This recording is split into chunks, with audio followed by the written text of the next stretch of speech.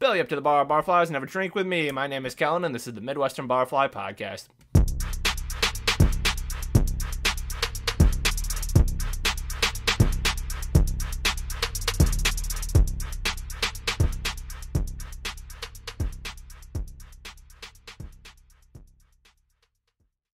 Ladies and gentlemen, thank you for joining me for another rousing, beautiful episode of the Midwestern Barfly Podcast. I'm so glad to have you here. We did it. Episode number 21 of this crazy, beautiful display of idiocy that we call a podcast. 21. The show is now old enough to drink, and I am so happy for it. It means that it finally, not finally fits, but perfectly fits, perfect circle, whatever you want to call it, with this website. Is fantastic, and I would like to thank you all for listening in, for tuning in, for joining in, whatever you want to call it. Thank you, thank you, thank you. Now, having said that, I do have some news I need to break. A little bit of breaking news, little funsies here. Next week's episode 22, Feeling 22, whatever. Might even call it Feeling 22. A little Taylor Swift action there. I don't know. That's probably trademarked, so I'm not going to do it. Anyway, next week's episode, it's going to come out on Thursday for those of you that are that'll be looking out for it. Thursday on all the same channels, but with my current job that I have, as you all know, I'm doing this on the side. With my current job I have, the schedule kind of got funky. A couple things that happened to the point where it's just not even possible for this show to come out on Wednesday. So, we're just going to need to change just this 1 week. Just 1 week. Just episode 22 next week. Going to come out on Thursday. So, if you want to be a part of the show, you have until Wednesday to get your voicemails and emails in. Voicemail and email questions. You can do that using the contact information in the description of wherever you listen to this podcast. And as always, it's going to be one hell of a show. It's going to be a fun show. But before we get into this episode, as always, this show is sponsored by the Midwestern Barfly Gazette Shop. That is right. That is our merch store. That is where you can buy all the crazy, goofy, wild pieces of merchandise that we have to offer. We have lines such as the I'm My Grandma's Bookie line, the Win Bets Pound Beers line, the What Did I Do line. We have hats, t-shirts, sandals, sweatshirts, long sleeves, tank tops, even though it's going to be fucking cold in the Midwest soon.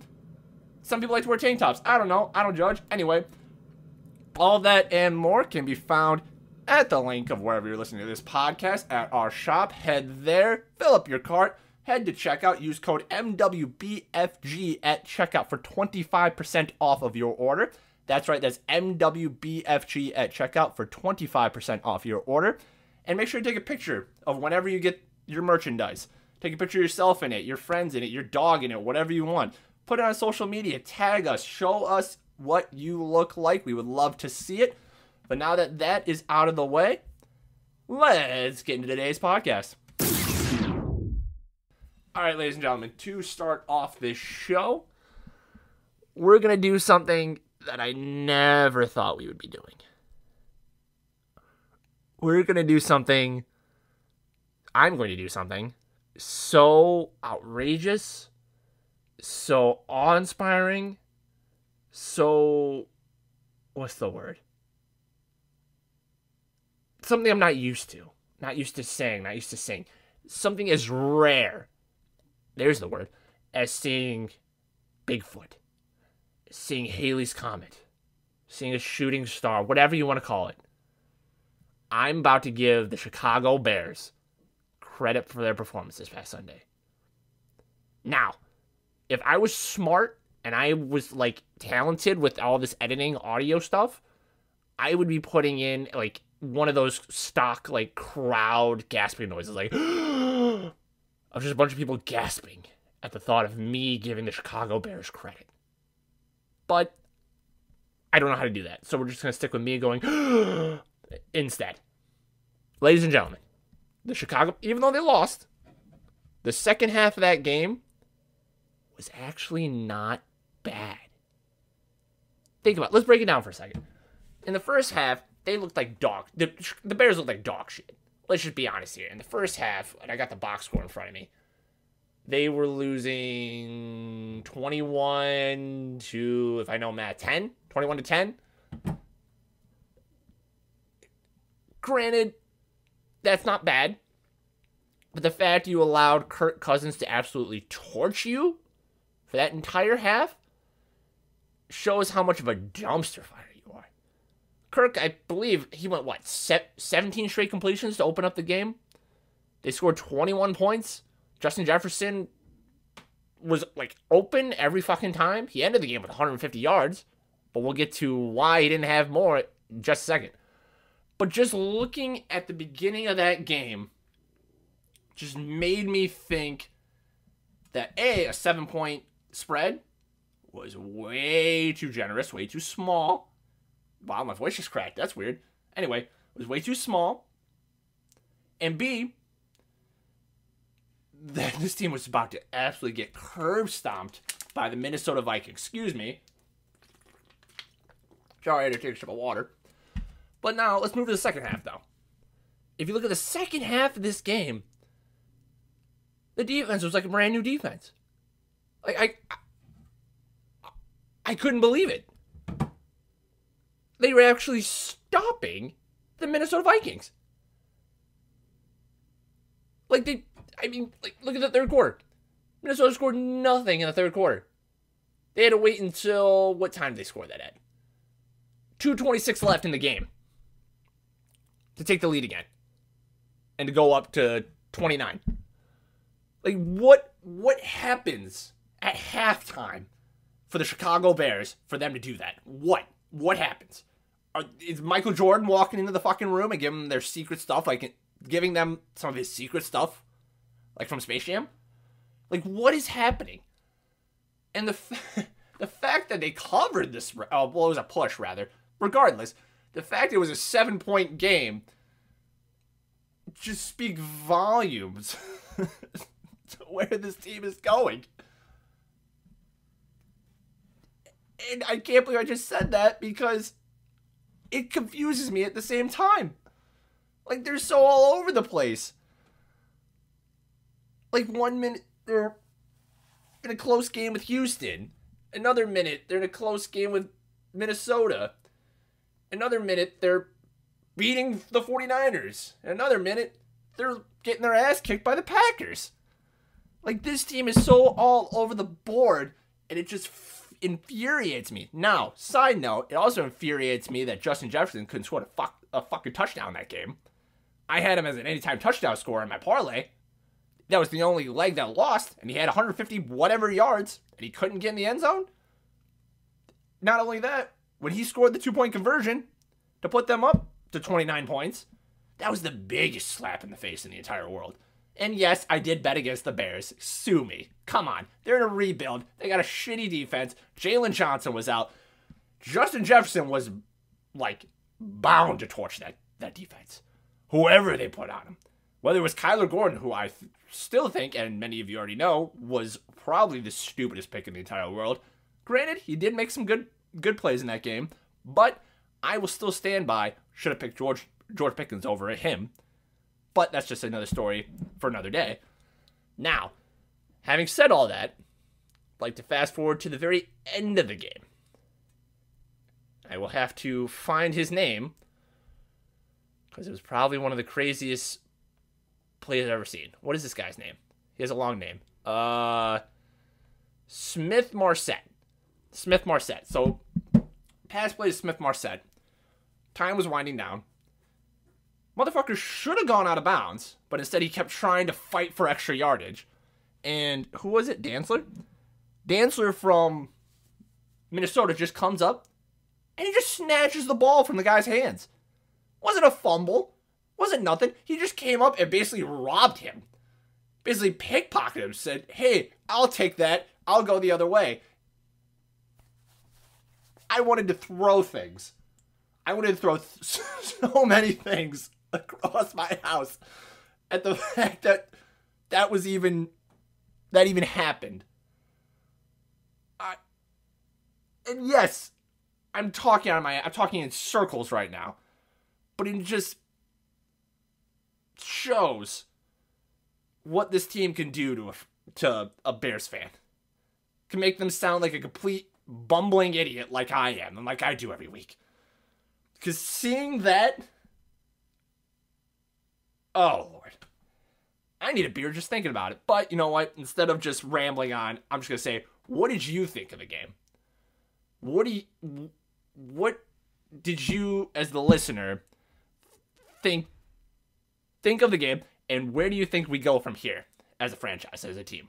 Let me know in the comments, please, because my head is spinning now. Jesus Christ.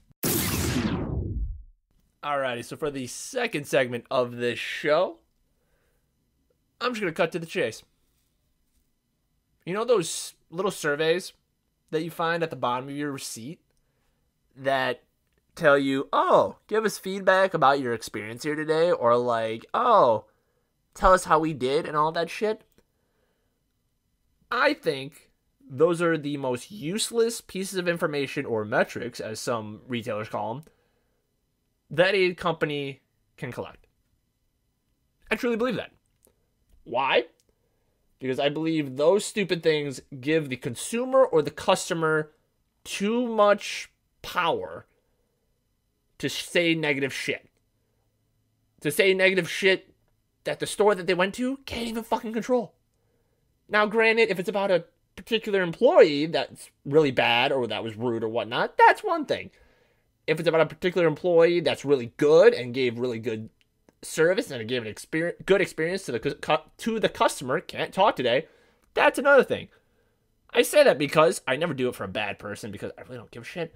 But if it's a really good associate or employee that helped me out, yeah, I'm going to do a survey. Because a lot of times, if I walk into a store and I don't know what I'm getting, or if I have a question, I have a fucking question. Because I'm dumb. I don't know what I'm doing. So I need help. And if somebody helps me, they should be recognized for it. I should be able to tell somebody, hey, they did a good job.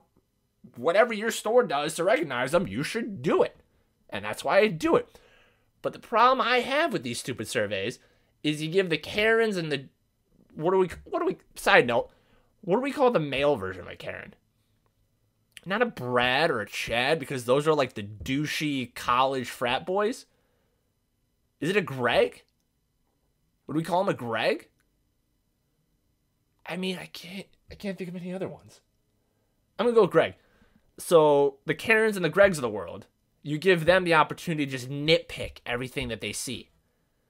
Like, prices are too high, gonna shop somewhere else. Oh, your store believes in something that I don't, so I'm not gonna shop here. Oh, the line was too long, even though the line to check out was too long, even though the store was understaffed, and it's the holidays, and I came after work, so everybody's trying to get in and get out, so I'm very upset. So I'm going to make a survey to negatively affect the store. Like that kind of shit. Like for me, if I have a bad experience, I'm either A, going to be a human being and an adult about it and survey the situation and see, oh, like the register thing, they're understaffed, it's the holidays, they're going as fast as they can, this, that, whatever. And I just came at a shitty time. It's not the store's fault. It's either my fault or just the situation I'm in. It sucks, but I'm not going to, bash the store about it. And B, the prices, I don't think, unless the store is, a small business, one store, I don't think they set the prices.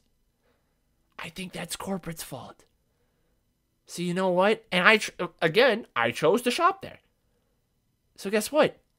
I'm not going to bitch about it. I'm either A, gonna get my shit and leave and find another place to get it, or B, I'm just gonna suck it up and just get it because they're the only place I can get whatever product I need from. It just makes me just irritated that, and I know for a fact it's the generation that's older than me. I'm not trying to lump the entire generation into it, but the people I picture do any kind of survey, not just good surveys, because the people that do good surveys everywhere they go, God bless you. I believe in you. You're fighting for the cause. Make sure the folks that work at these retail establishments or any store in general or restaurant get the notice that they deserve for being good. But the people that do bad survey after bad survey after bad survey after bad survey, like it's their fucking job, need to get a life. And the people I picture doing that are like 65-year-old blonde white people. I'm not going to say women because that's sexist. So I'm going to say, not blonde. That's just stupid. Just 65-year-old white people. And you know I'm right when I say white people, because look at any Karen video that you see out there, or any Greg video that you see out there. Who's the normal, what do you normally see out of that? You see white people being stupid, and it becomes a stereotype, and you know what? It sucks, but that's just what you see. Like every Karen video I've seen is just a white woman. Every Greg video I've seen is just a white guy. And it sucks, but that's the picture I have. It's just all these people that just hate the world. So every place they go, they nitpick. They go, oh, that sucked. Oh, that sucked. I'm going to write a bad review about it. Like, God bless. Just live your life and just, if you don't like the place, don't go back. That's all I have to say. Like, Jesus Christ. Alright, so for the third segment of this show, I'm still trying to get over this frickin' cough that you've heard me have for the last 2 episodes, and it's pissing me off. But you know what? We're going to fight through it. I don't know why I still have it. Anyway, for the third segment of this show, we are going to revisit the fantasy football doghouse.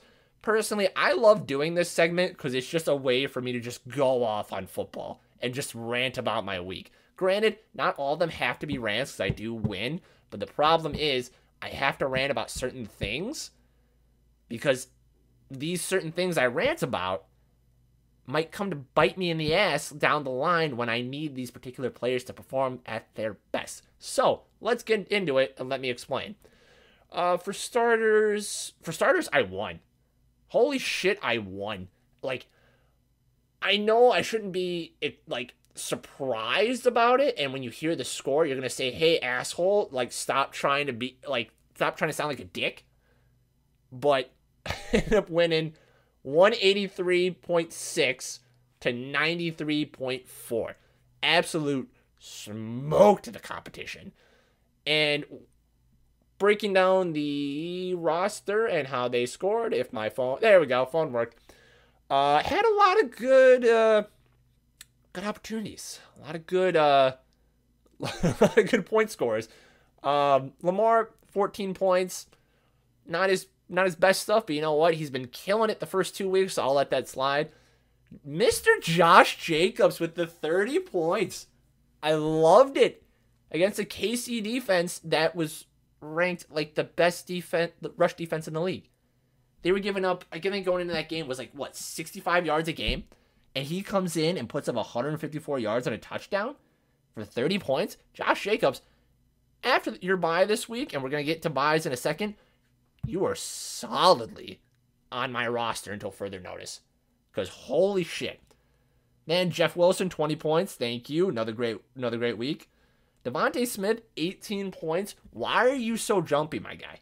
Why do you jump back and forth? Why are you good one week and not good the next week? I need consistency. Thank you for getting 18 points, but can we just keep consistency out of both Eagles receivers? Like consistent targets, consistent catches. If anything, just give me 10 points a week. That's all I want. I don't want... Oh, shit. I'm ruining it. Here we go. You go from 0 points week 1 to 15 points week 2 to 30 points week 3 to 4 points last week against the Jacksonville Jaguars. And then 18 points against Arizona.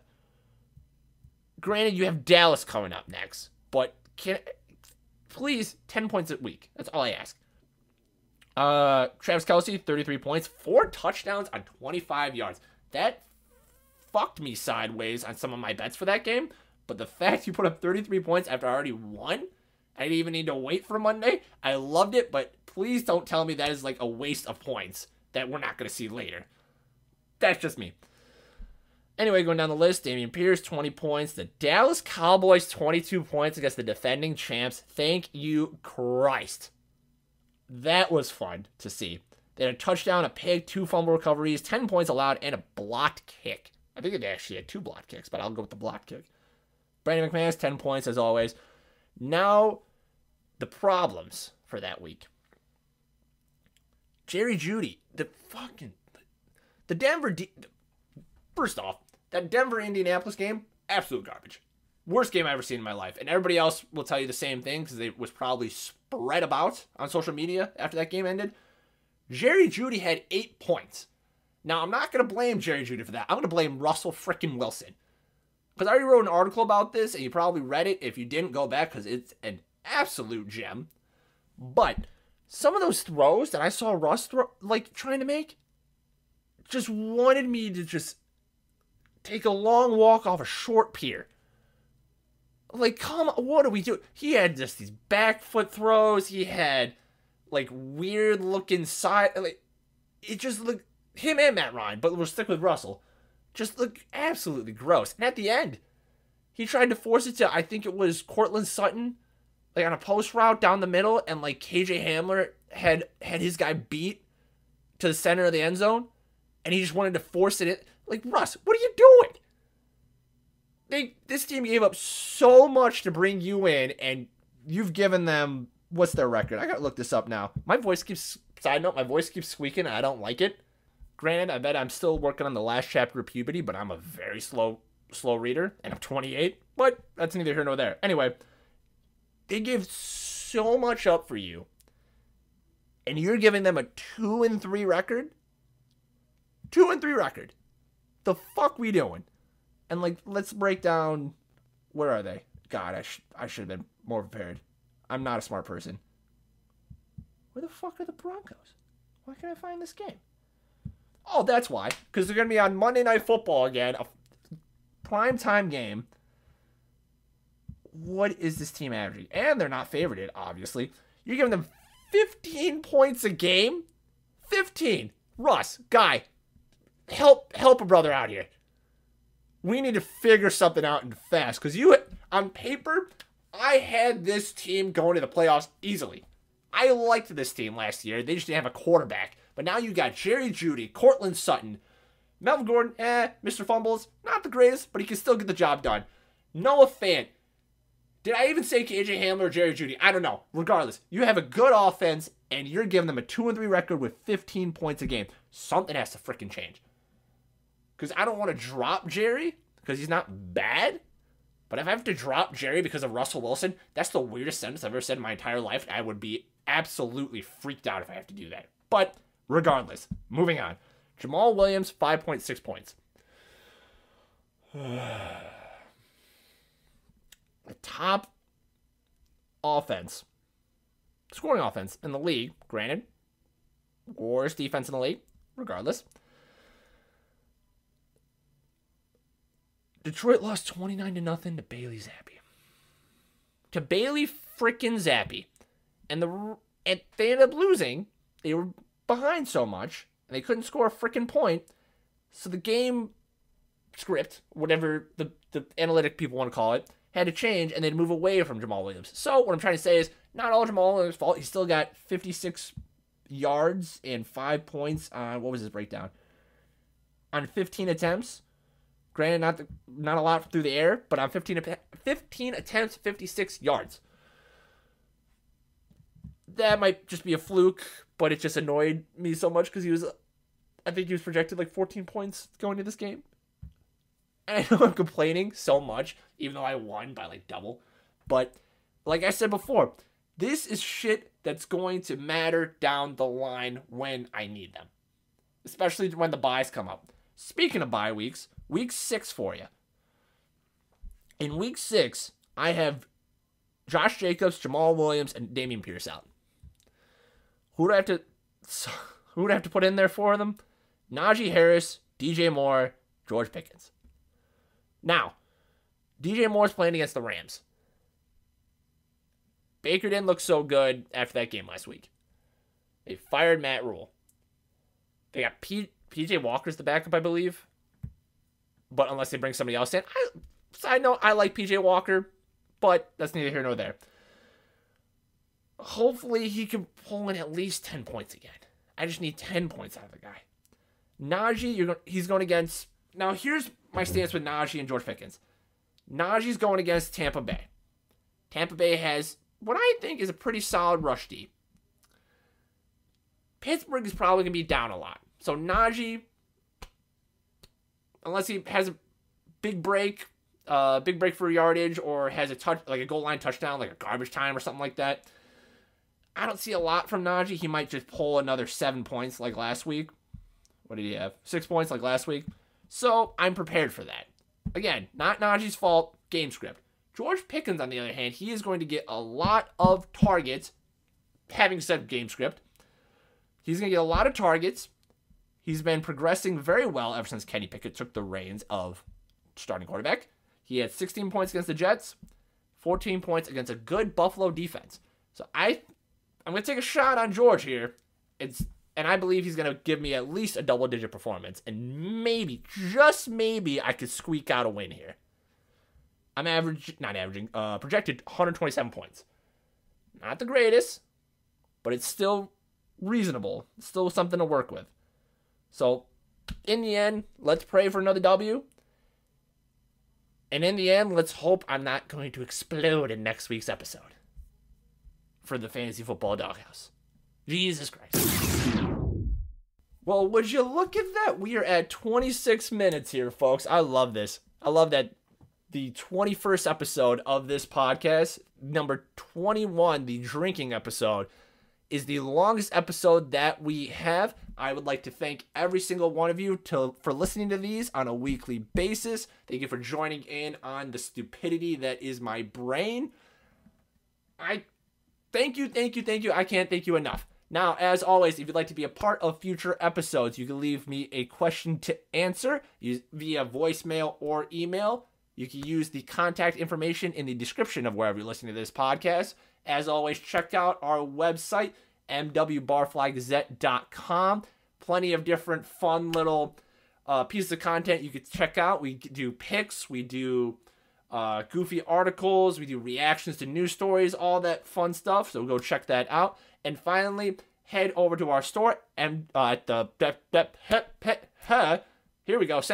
at the Midwestern Barfly Gazette shop. That's going to also be in the description of wherever you're listening to this podcast. And use code MWBFG at checkout for 25% off your order. And as always, hope you have a great rest of your week. Take care. Love yous.